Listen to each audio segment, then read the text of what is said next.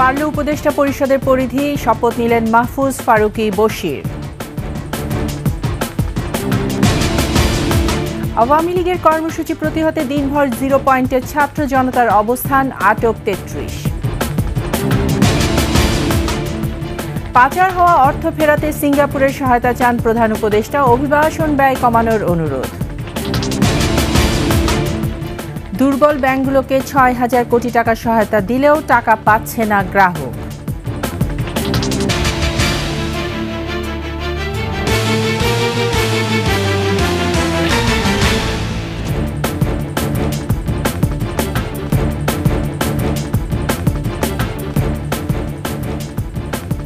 শুনছিলেন first security ইসলামী bank PLC সংবাদ শিরোনাম। আমন্ত্রণ 21 সংবাদের সাথে আছি আমি তাইজিন রহমান। দর্শক, 21 টেলিভিশনের সংবাদ একই সাথে সরাসরি দেখতে পাবেন আমাদের ফেসবুক পেজ www.facebook.com/2124 অনলাইন। এছাড়া সাবস্ক্রাইব করতে পারেন www.youtube.com/@21 চ্যানেলে। অন্তর্বর্তী সরকারি উপদেষ্টা হিসেবে যুক্ত হলেন আরও 3 উপদেষ্টা। এ নিয়ে প্রধান উপদেষ্টা সহ উপদেষ্টা পরিষদের সংখ্যা দাঁড়ালো 24 জনে। রোববার সন্ধ্যায় বঙ্গভবনে অনাড়ম্বর এক আয়োজনে নতুন উপদেষ্টাদের শপথ করান রাষ্ট্রপতি মোহাম্মদ শাহাবুদ্দিন। মেহেদী হাসানের রিপোর্ট, জানাচ্ছেন খুরশিদ আলম মুকুল। সরকারের কার্যক্রম আরও গতিশীল করতে যাত্রা শুরুর 3 মাসের মাথায় আবারও বাড়ল অন্তর্বর্তী সরকারের পরিসর। উপদেষ্টা পরিষদে যুক্ত হল আরও 3 নতুন মুখ। রোববার সন্ধ্যা 7:30টায় বঙ্গভবনের দরবার হলে নতুন 3 উপদেষ্টাকে শপথ পাঠ করান রাষ্ট্রপতি মোহাম্মদ শাহাবুদ্দিন। মন্ত্রিপরিষদ সচিবের পরিচালনায় এই আনুষ্ঠানিকতায় উপস্থিত ছিলেন অন্তর্বর্তী সরকারের প্রধান উপদেষ্টা ডক্টর মোহাম্মদ ইউনুস, সরকারের উপদেষ্টা, 3 বাহিনীর প্রধানসহ সামরিক বেসামরিক শীর্ষ কর্মকর্তারা। নতুন 3 উপদেষ্টা হলেন সাবেক ব্যবসায়ী শেখ বশির উদ্দিন, প্রধান উপদেষ্টার বিশেষ সহকারী, বৈষম্য বিরোধী ছাত্র আন্দোলনের অন্যতম মাহফুজ আলম ও চলচ্চিত্র নির্মাতা মোস্তফা সরোয়ার ফারুকী। আমি বাংলাদেশের প্রতি প্রথম দফায় অন্তর্বর্তী সরকারের প্রধান উপদেষ্টা ডক্টর মোহাম্মদ ইউনুস সহ উপদেষ্টা হিসেবে দায়িত্ব নেন 17 জন। 16 আগস্ট দ্বিতীয় দফায় শপথ নেন আরও 4 উপদেষ্টা। আর সরকারের 3 মাসের মাথায় নতুন 3 উপদেষ্টা শপথের মধ্য দিয়ে উপদেষ্টা পরিষদের কলেবর বেড়ে দাঁড়ালো 24-এ। খুরশিদ আলম মুকুল, ডেস্ক রিপোর্ট, 21 টেলিভিশন। শহীদ নূর হোসেন দিবস পালনে আওয়ামী লীগ কর্মসূচি ঘোষণা করায় দিনভরই ছিল উত্তেজনা। শহীদ নূর হোসেন চত্বরও ছিল সরগরম, তবে তা ছাত্র জনতার পদচারণা আর মিছিলে। আওয়ামী লীগের কর্মী সমর্থকরা জড়ো হওয়ার চেষ্টা করলে তাদের প্রতিহত করে ছাত্র জনতা। সে সময় আওয়ামী লীগ কার্যালয় এবং আশপাশের এলাকা থেকে কমপক্ষে 33 জনকে আটক করা হয়। বিস্তারিত আকবর হোসেন সুমনের রিপোর্টে।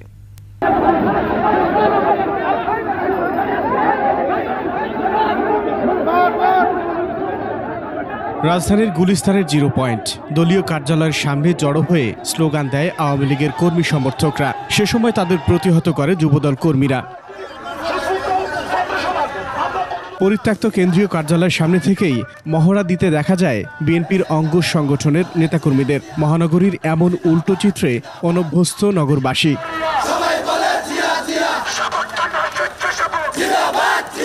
শহীদ নূর হোসেন দিবস ঘিরে আওয়ামী লীগের সমবেত হবার ঘোষণা প্রতিরোধে বৈষম্য বিরোধী ছাত্র আন্দোলনের জমায়েতও সরব হয় স্লোগানে। গণহত্যা ও স্বৈর শাসকের বিচার দাবিতে সোচ্চার ফ্যাসিবাদ প্রতিরোধ মঞ্চ।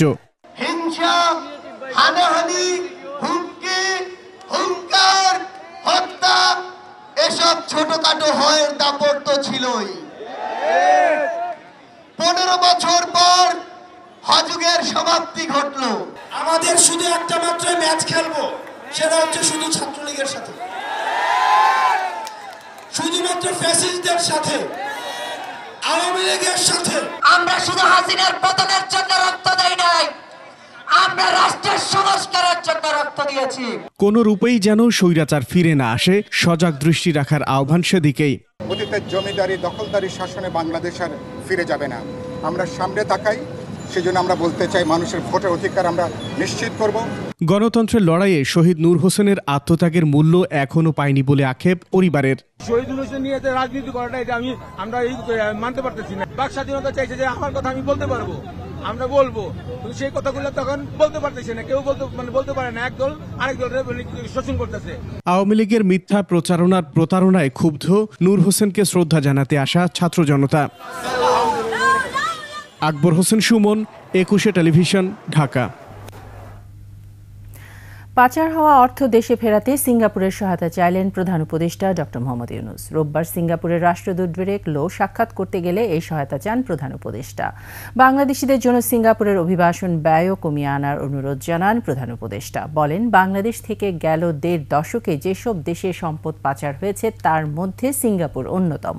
তাই এ ব্যাপারে দেশটির সহায়তা প্রয়োজন। রাষ্ট্রদূত এ সময় ঢাকার সাথে সব রকমের সহায়তা করতে সিঙ্গাপুর প্রস্তুত বলে জানান।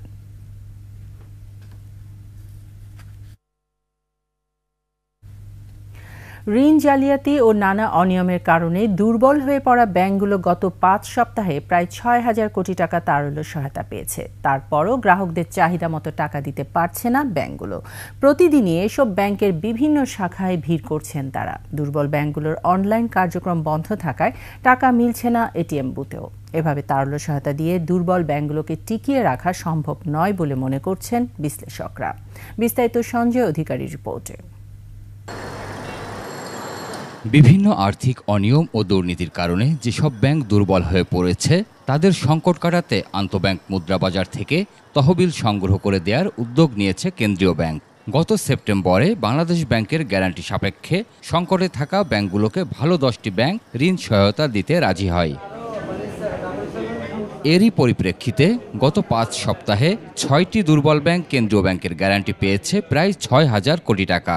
এর মধ্যে ইসলামী ব্যাংক বাংলাদেশ 1,495 কোটি টাকা, সোশ্যাল ইসলামী ব্যাংক 1,000 কোটি টাকা, গ্লোবাল ইসলামী ব্যাংক 295 কোটি টাকা, ফার্স্ট সিকিউরিটি ইসলামী ব্যাংক 775 কোটি টাকা, ইউনিয়ন ব্যাংক 150 কোটি টাকা এবং ন্যাশনাল ব্যাংক 820 কোটি টাকা পেয়েছে। সংকটে থাকা এসব ব্যাংকে তারল্য সুবিধা দিয়েছে Sonali Bank, Dutch Bangla Bank, Eastern Bank, City Bank ও মিউচুয়াল ট্রাস্ট ব্যাংক। তারপরও গ্রাহকদের চাহিদা মতো টাকা দিতে পারছে না ব্যাংকগুলো। আজকের তারিখ হলে যে বিকেল আসবে, বিকেল নাইলে বুধবারে, বৃহস্পতিবার 2 দিন পর আসছে, ঘুরে যাইতেছে, টাকা আমাদের দিচ্ছে না। 10,000 দেয়, আগে দিতে এখন 5,000 করে দেয়, তাও নাই টাকা। বিশ্লেষকেরা বলছেন, তারল্য সহায়তা দিয়ে দুর্বল ব্যাংকগুলোকে সাময়িকভাবে টিকিয়ে রাখা গেলেও দীর্ঘমেয়াদে এটা সম্ভব নয়। ব্যাংকিং সেক্টরকে রিকভার করার উদ্যোগ নেওয়া হয়েছে, রিফর্ম করার উদ্যোগ নেওয়া হয়েছে। এই সময় কোনো ব্যাংক ধসে যাক বা বন্ধ হয়ে যাক, তাহলে কিন্তু সমগ্র রিফর্ম উদ্যোগটা ক্ষতিগ্রস্ত হবে বা পিছিয়ে যাবে।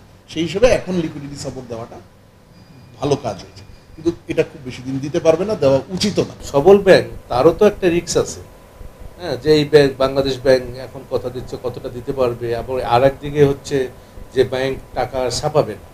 এক্ষেত্রে বাংলাদেশ ব্যাংককে নীতিগত সিদ্ধান্ত নিতে হবে, পাশাপাশি দুর্বল ব্যাংকগুলোকে অস্তিত্ব রক্ষায় সচেষ্ট হতে হবে। রিকভারি প্ল্যান তৈরি করতে হবে এবং সেই রিকভারি প্ল্যান তৈরির সময় কিন্তু অ্যাসেসমেন্ট হয়ে যাবে যে আসলে কোনো ব্যাংক আদৌ রিকভারি করতে পারবে নাকি পারবে না। ব্যাড লোনগুলোকে রিকভারির জন্য চেষ্টা করতে হবে, আইন আছে, আইনের প্রয়োগ করতে হবে।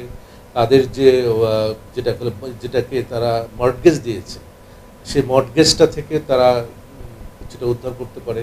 এদিকে হাসিনা সরকার পতনের পর ব্যাংক খাতে আওয়ামী লীগের প্রভাব থাকা অনেক ব্যাংকের পর্ষদ ভাঙা হয়েছে। এস আলমের নিয়ন্ত্রণে থাকা 8টি ব্যাংক সহ মোট 11টি ব্যাংকের পর্ষদ ভেঙেছে অন্তর্বর্তী সরকার। সঞ্জয় অধিকারী, 21 টেলিভিশন, ঢাকা। নিচ্ছে সংবাদ বিরতির পর যা থাকবে। মজুরি দিতে গড়িমসি করলে মালিকদের বিরুদ্ধে ব্যবস্থা, বললেন আসিফ।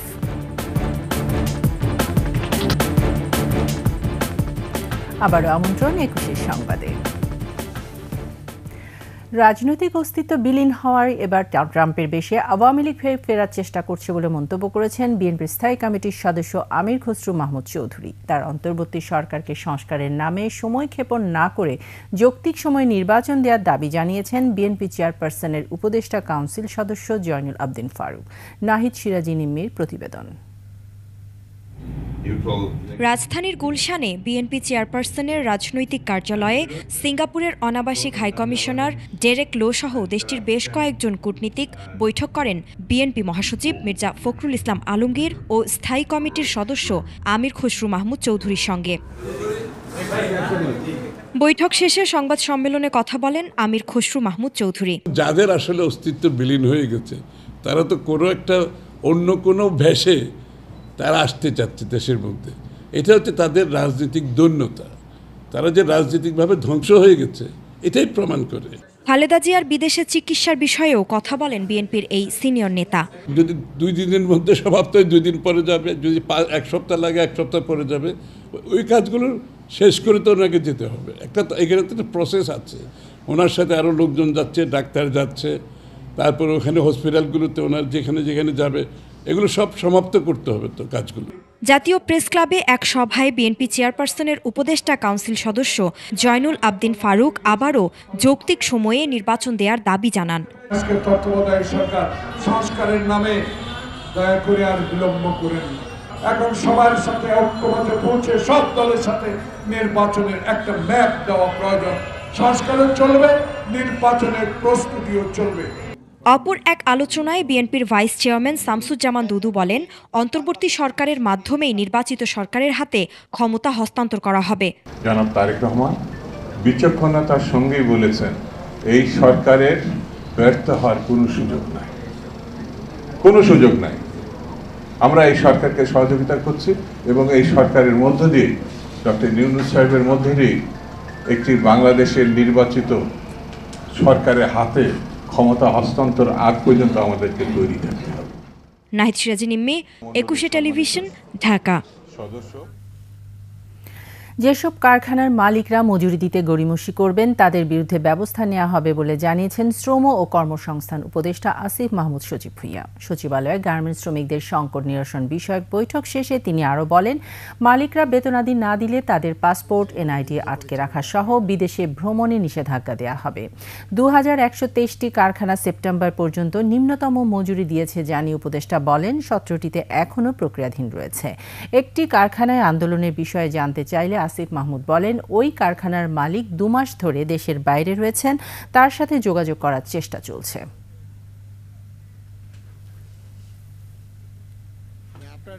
এক একটা কোম্পানি কমিটমেন্ট দিয়ে 12-15 বার ফেল করে। সবাইকে তার দায়িত্বটা নিতে হবে এবং সেই দায়িত্বটা না নিলে কিন্তু আমরা 18 দফায় বলা ছিল আইনি ব্যবস্থা, এবং আইনি ব্যবস্থা কিন্তু আমরা নিচ্ছি। বাংলাদেশে আপনি খুব কম দেখবেন যে মালিককে ধরে আনতেছে, শ্রমিককে না পিটে মালিককে ধরে এনে হচ্ছে তাদের পাসপোর্ট এবং এনআইডি আটকে রাখা। অনেকের হচ্ছে পাসপোর্ট এনআইডি আমরা সিজ করে রাখছি, সিজ করে রাখা হচ্ছে, তাদেরকে দেশের বাইরে যেতে দেওয়া হচ্ছে না।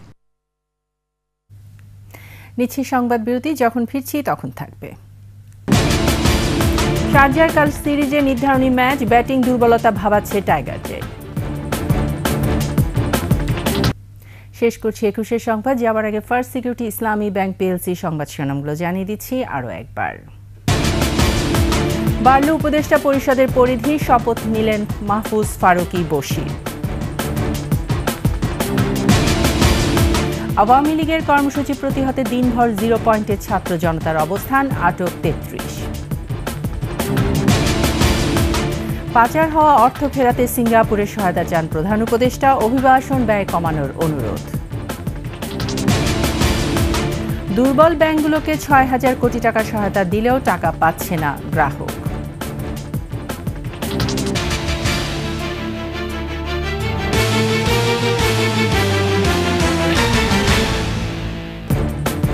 সর্বশেষ সংবাদ জানতে ডায়াল করুন 2021 নম্বরে, আর ভিজিট করুন 21-tv.com এই ওয়েবসাইটে। ফেসবুকে ভিজিট করতে পারেন www.facebook.com/2124 অনলাইনে। এছাড়া সাবস্ক্রাইব করতে পারেন www.youtube.com/@21etv চ্যানেলে। এতক্ষণ সঙ্গে থাকার জন্য ধন্যবাদ। পরবর্তী সংবাদ রাত 11টায় দেখার আমন্ত্রণ রইল। 21-এর সাথে থাকুন।